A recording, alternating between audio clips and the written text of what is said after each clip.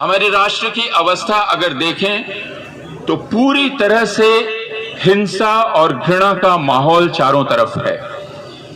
मुसलमानों और ईसाइयों के खिलाफ हिंसा की जा रही है।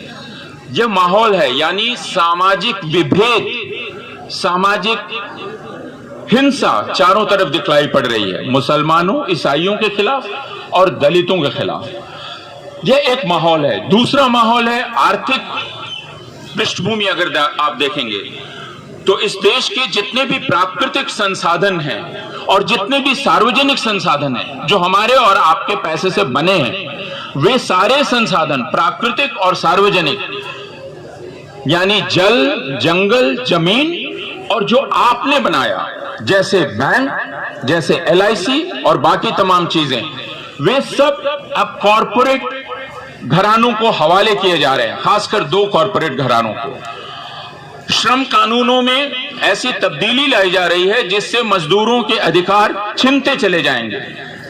किसानों से उनकी खेती छीन लेने की साजिश की जा रही है। यह पूरा माहौल है। इस माहौल में यह शिक्षा नीति लाई जा रही है। तो आप इसका मकसद भी समझ सकते हैं।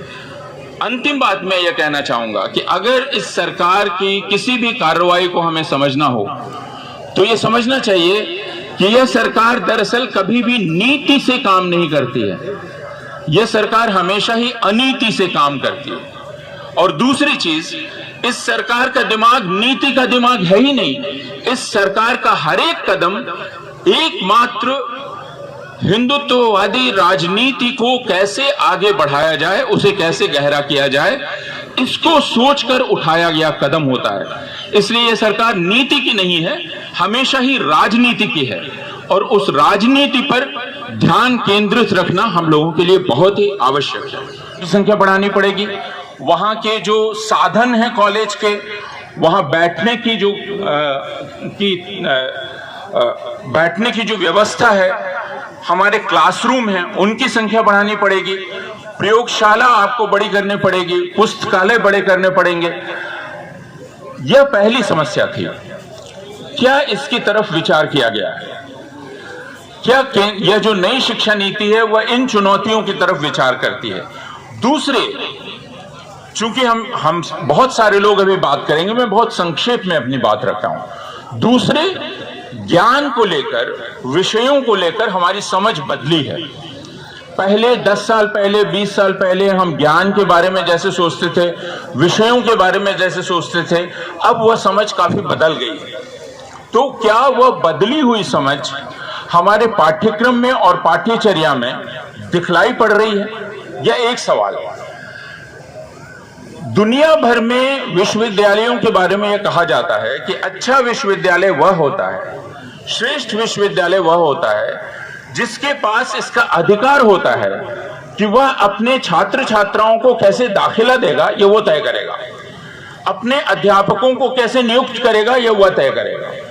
अपनी पाठ्यचर्या, पाठ्यक्रम कैसे बनाएगा, यह वह तय करेगा। दुनिया भर में जिसको आप श्रेष्ठ विश्वविद्यालय कहते हैं, और अक्सर भारत में अमेरिका के विश्वविद्यालयों का नाम लिया जाता है, और यह बात एकदम ठीक है कि वे अच्छे विश्वविद्यालय हैं। लेकिन अमेरिका के किसी विश्वविद्यालय को, वहां का कोई भी अगर यूनिवर्सिटी ग्रांट कमीशन जैसी संस्था हो, तो वो ये नहीं बतलाती है कि आपकी पाठ्यचर्या ऐसी बनेगी, आपका सिलेबस ऐसा बनेगा। हमारे यहाँ यूनिवर्सिटी ग्रांट कमीशन हर 1 साल में पाठ्यक्रम की एक नई योजना भेज रही है, और उसके अनुसार हर विश्वविद्यालय एक ही तरह का पाठ्यक्रम लागू कर रहा है। अभी यहां बतलाया किसी ने कि, और यह बात सही है, कि यह बात कही जा रही है कि 40% आपकी शिक्षा, और यह योजना है कि वह ऑनलाइन दी जाए, वहां से बढ़ाकर उसको 70% किया जाए। यह योजना है। इसका क्या मतलब हुआ कि आप जो अभी क्लास में बैठकर आमने सामने पढ़ रहे हैं, सरकार अब यह कह रही है कि 70% तक आपका पाठ्यक्रम अब ऑनलाइन होगा। स्वयं प्लेटफॉर्म पर अध्यापकों से लेक्चर्स रिकॉर्ड करके रखवा दिए जाएंगे, आपको यह कहा जा रहा है कि आप उन लेक्चर्स को अपने आप देख लीजिए और आपका पाठ्यक्रम पूरा हो जाएगा। अब यह जो निर्देश दिया जा रहा है यह यूनिवर्सिटी ग्रांट कमीशन की तरफ से दिया जा रहा है। एक प्रश्न जो हम लोगों को करना चाहिए वो ये कि अगर यह शिक्षा नीति लागू की गई है, जो कि कहा जा रहा है कि लागू कर ली गई है, और मुझे जहां तक यह पता चला है शायद यह पहली वर्षगांठ है उसकी या दूसरी है, दूसरी वर्षगांठ है, तो जो कुछ भी यूनिवर्सिटी ग्रांट कमीशन अभी कर रही है क्या वो शिक्षा नीति के आलोक में कर रही है? जैसा बिहार के हमारे मित्र ने बताया कि फीस जो बढ़ाई गई क्या वो शिक्षा नीति के चलते बढ़ाई गई? हमें यह समझना चाहिए कि शिक्षा नीति दरअसल अब एक ऐसी धोखे की टट्टी है जिसकी आड़ में हर विश्वविद्यालय और हर यूनिवर्सिटी ग्रांट कमीशन जो चाहे वो कर रही है और उसको वो कहती है कि ये नई शिक्षा नीति के आलोक में हो रहा है। हमें ठीक ठीक पता भी नहीं है कि नई शिक्षा नीति की कार्य योजना क्या है। और यह अंतिम बात मैं कहना चाहता हूं, कभी भी जब राष्ट्रीय नीति लागू होती है तो उसे संसद में उस पर बहस होती है। नई शिक्षा नीति संसद में गई ही नहीं है, संसद में उस पर कोई विचार विमर्श नहीं हुआ है, राज्य सरकारों से उस पर कोई विचार विमर्श नहीं हुआ है, तो फिर नई शिक्षा नीति, राष्ट्रीय नई शिक्षा नीति हो कैसे गई और वो लागू कैसे हो रही है?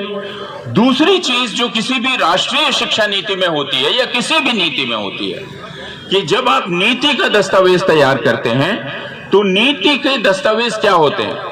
वे आपके इरादे बताते हैं, मैं इधर जाना चाहता हूं, मैं इधर जाना चाहता हूं, मैं इधर जाना चाहता हूं।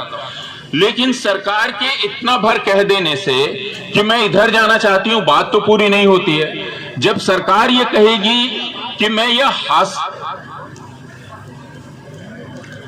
हासिल करना चाहती हूं तो सरकार से यह पूछा जाएगा कि आप कैसे हासिल करना चाहते हैं, यानी बजट में उसके लिए कितना पैसा आप लगा रहे हैं। यह बात अभी तक हमें नहीं मालूम है, क्योंकि नई शिक्षा नीति के आलोक में कोई प्रोग्राम ऑफ एक्शन नहीं बनाया गया है। तो जब कोई प्रोग्राम ऑफ एक्शन है ही नहीं तो जिसे जो भी तबीयत हो रही है वो कर रहा है, हर विश्वविद्यालय अपनी मनमानी कर रहा है और उसे वह उचित ठहरा रहा है यह कहकर कि यह नई शिक्षा नीति को लागू करने का प्रयास है। इसलिए हम नई शिक्षा नीति पर जब विचार करें तो इन बुनियादी चीजों पर जरूर विचार करें कि दरअसल देश की शिक्षा के सामने चुनौती क्या है। चुनौती संख्या की बढ़ोतरी की है। उस संख्या की बढ़ोतरी के चलते स्कूल परिसर, कॉलेज परिसर, विश्वविद्यालय परिसर में जो परिवर्तन किए जाने चाहिए, उनमें जो पैसा लगाया जाना चाहिए, सवाल उस पैसे का है। क्या सरकार वो पैसा लगाना चाहती है या नहीं चाहती है?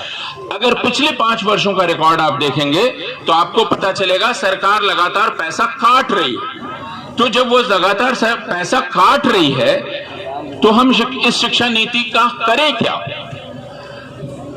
इसलिए यह शिक्षा नीति मेरे हिसाब से हम लोग बहुत गंभीरता से इस पर विचार कर रहे हैं, लेकिन यह शिक्षा नीति दरअसल सिर्फ एक भुलावा है। क्योंकि अगर नई शिक्षा नीति लागू है तो फिर विश्वविद्यालय अनुदान आयोग रोज रोज परिवर्तन क्यों कर रहा है? नए नए फरमान क्यों जारी हो रहे हैं? नीति के आलोक में कार्य योजना अभी तक हमारे सामने क्यों नहीं है? ये प्रश्न हमें करने चाहिए। और उसके साथ जो आखिरी बात मैं कहना चाहूंगा कि कोई भी शिक्षा नीति जो राष्ट्र की अवस्था होती है उसको देखकर बनाई जाती है। हमारी राष्ट्र की अवस्था अभी क्या है? हम खबरों में बने रहने के लिए फोरम 4 को सब्सक्राइब करें और नोटिफिकेशन पाने के लिए बेल आइकन दबाएं।